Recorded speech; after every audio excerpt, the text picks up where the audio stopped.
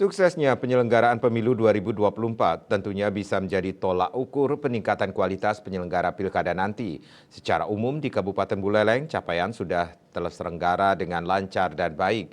Demikian disampaikan oleh penjabat Bupati Buleleng Ketut Lihat Nyane saat menghadiri rapat evaluasi dan pembubaran Badan Ad Hoc Pemilu tahun 2024.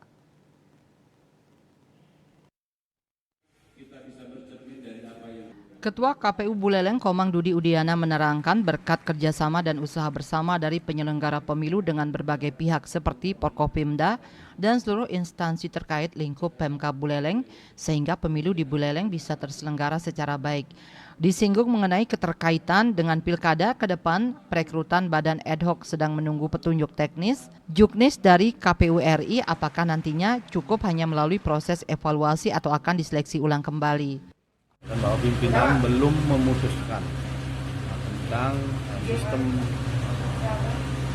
badan ad hoc kita, apakah akan cukup dievaluasi, apa diseleksi kembali. Nah, itu belum diputuskan. Kita juga menunggu keputusan dari pimpinan nantinya.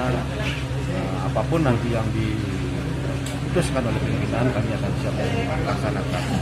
Apakah itu evaluasi ataupun diseleksi kembali. Kalaupun nanti ada rekan yang ada di Badan Ad Hoc ini akan bergabung kembali, mereka tetap melewati tahapan-tahapan yang sudah ditentukan KPU RI dan tentunya harus memperhatikan bahan evaluasi yang ada pada saat pemilu.